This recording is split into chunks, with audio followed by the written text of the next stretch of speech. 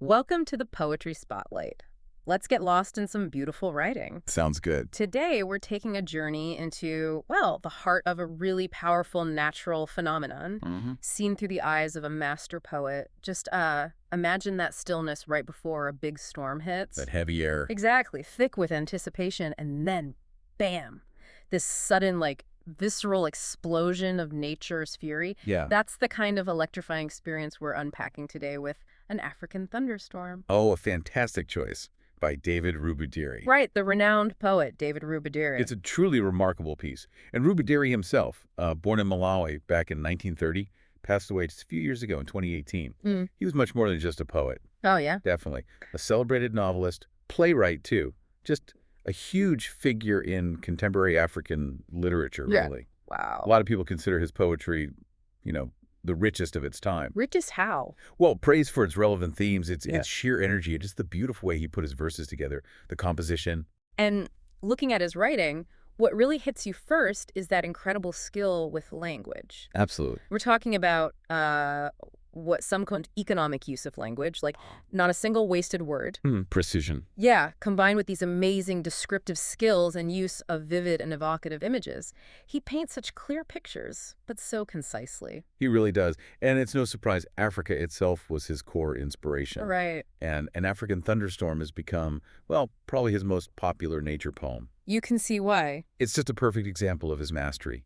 This poem, it really springs to life. You feel it. How so? It's the vivid imagery, the skillful language, and this real air of the dramatic. It doesn't just describe a storm. No. It forces you to feel it, to live through it, Yeah.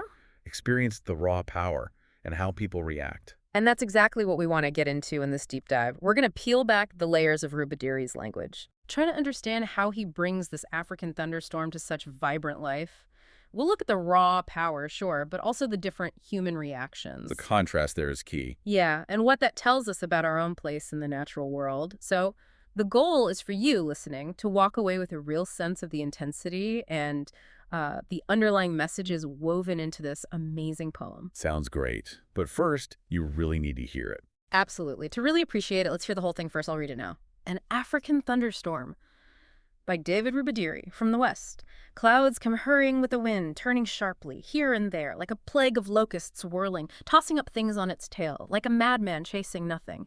Pregnant clouds ride stately on its back, gathering to perch on hills. Like sinister dark wings, the wind whistles by, and trees bend to let it pass. In the village, screams of delighted children toss and turn. In the din of the whirling wind, women, babies clinging on their backs, dart about, in and out. Madly the wind whistles by, whilst trees bend to let it pass. Clothes wave like tattered flags, flying off, to expose dangling breasts, as jagged blinding flashes rumble, tremble, and crack, amidst the smell of fired smoke and the pelting march of the storm.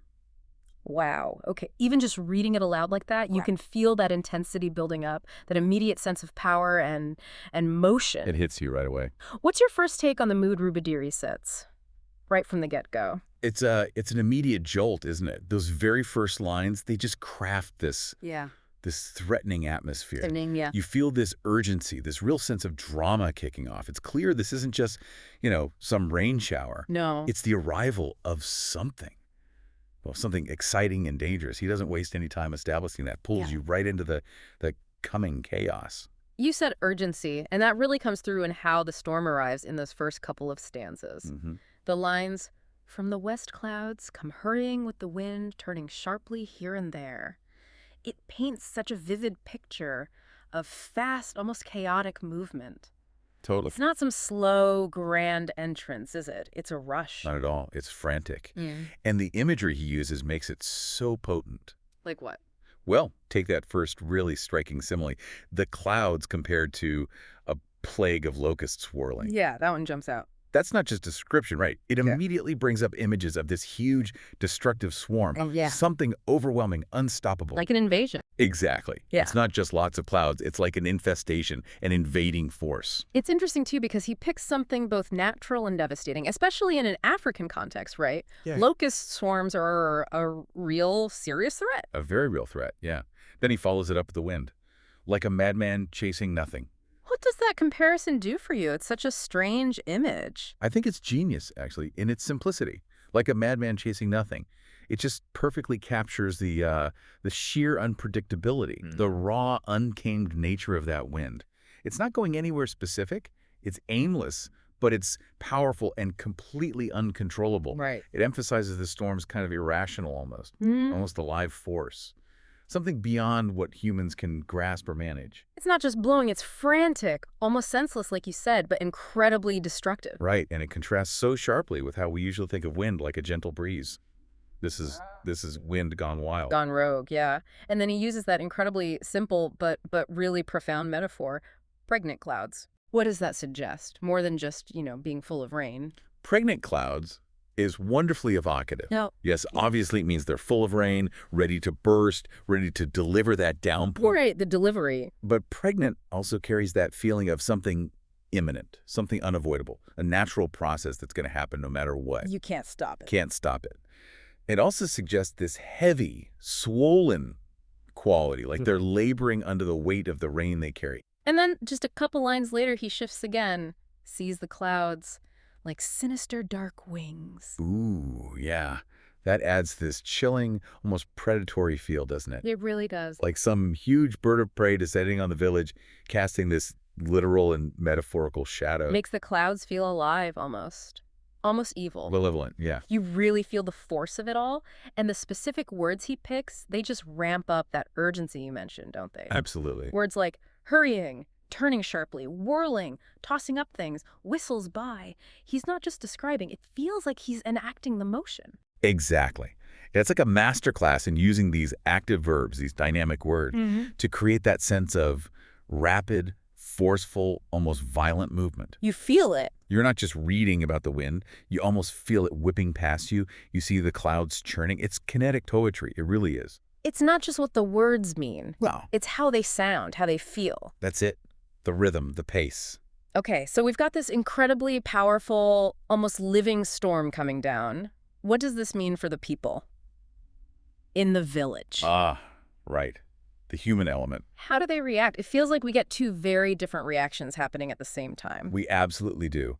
And it's a really striking contrast, I think. Tells us a lot about human nature, maybe. How so? Well, on one hand, you get the screams of delighted children. Yeah, why delighted? Maybe they're just caught up in the excitement, the spectacle. Or maybe it's relief from that pre-storm heat. Yeah. That often happens. Could be, but then that's immediately set against. Right. The desperate, almost frantic scramble of the women, babies clinging on their backs, dart about in and out madly. That image of the women darting about madly, it just screams panic, doesn't it? Urgency. Total panic and vulnerability. Yeah, it highlights this profound vulnerability. It feels almost instinctual, like a primal reaction to danger. Precisely. And that contrast, I think, is really a core message of the poem. Okay. It powerfully highlights the frailty of humanity Yeah. when we're faced with these powerful natural forces. We're small against it. Very small. The poem sort of implicitly draws a line between what you could call the storm characters, the wind, clouds, lightning, thunder. The forces themselves. Yeah. And they're consistently portrayed as, well, angry, noisy, fierce, frightening, menacing, chaotic, even monstrous. They're the active dominant forces here. And then on the other side. You get the non-storm characters, the trees, women, babies, children, even the clothes. Right. And they're shown as scared, terrified, frightened, and ultimately subdued. It's a very clear picture of humanity, well, at the mercy of nature. Exactly. A reminder of our smallness when faced with that kind of overwhelming power. Makes you think, doesn't it? How we see ourselves as masters of our world. Until something like this happens. Yeah, until nature reminds us who's really in charge. And Rubadiri doesn't just tell you this, he makes you hear it and feel it too. The sound is huge in this poem. Oh, the auditory imagery is incredibly rich. That wind that whistles by, the screams of delighted children, which, even though they're delighted, they're still part of the overall din of the whirling wind. Right, it adds to the noise. It does. And then that climax of the storm, marked by that really visceral rumble, tremble, and crack. Thunder and lightning. Yeah. Those sounds just immerse you. They make the storm feel so incredibly real, immediate, like it's happening right outside your window. And it's not just sound either. He throws in other senses, doesn't he? He does. We get those jagged, blinding flashes of lightning. You can almost see that searing light. Burns into your retina, yeah. And that smell of fired smoke. What do you make of that? Fired smoke. Is that lightning strikes?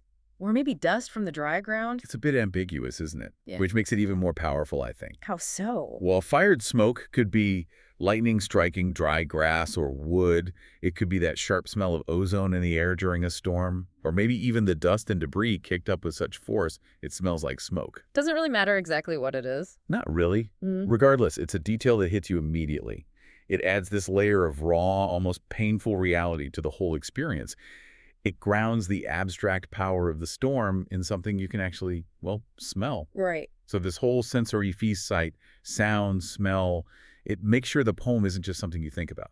It's a full-body experience for you, the reader. Okay, so stepping back a bit from the details, what would you say is the main point, the core message or the lasting lesson Rubadiri is trying to convey here? I think the core lesson becomes really clear by the end. It's fundamentally about the destructive nature of the storm and the frailty of humanity, that we are ultimately at the mercy of these powerful natural forces. So it's a humbling experience. Very much so.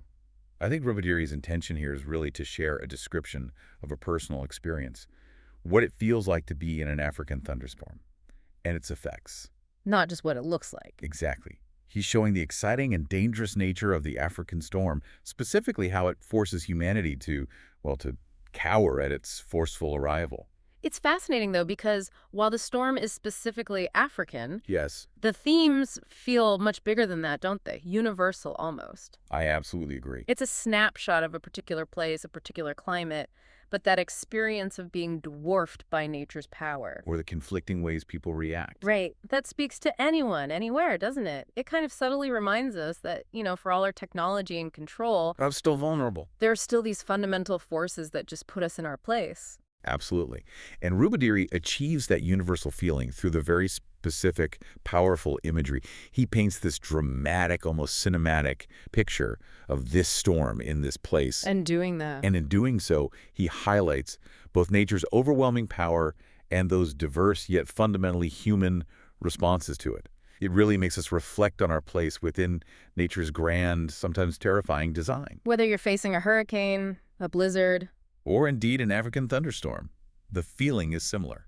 So, wrapping this up, what does this all mean for us as listeners taking this away? Well, I think it's clear Rubadiri's poem is just masterful, isn't it? Yeah. Using that vivid imagery, those powerful comparisons, the strong verbs, to paint this dramatic, intense picture of the storm.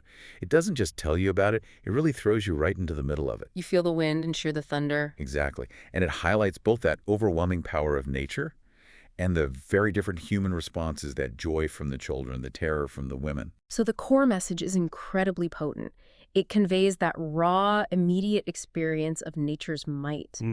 It reminds us of our vulnerability, but maybe also our resilience in the face of these huge forces. Yes, resilience too. It captures a specific cultural experience of a natural event, but it makes it universal. It kind of forces us to confront our own relationship with the other parts of the world. It's a reminder that sometimes the most profound moments are when we are just overwhelmingly at nature's mercy. Completely humbled. And that reflection is key, I think. It makes you think about how we respond to the huge, uncontrollable forces in our own lives, whether they're actual storms or, other big challenges. Do we find moments of delight, or do we just dart about madly? Right. It's a good question. Absolutely. So maybe the thought to leave you with is this. How does Rubadiri's powerful depiction of this specific thunderstorm make you reflect on your own experiences with nature's overwhelming force?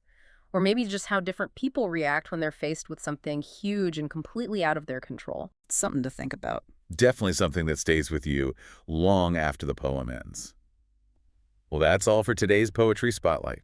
Hit like if this poem spoke to you, and subscribe for the future deep dives yet to come.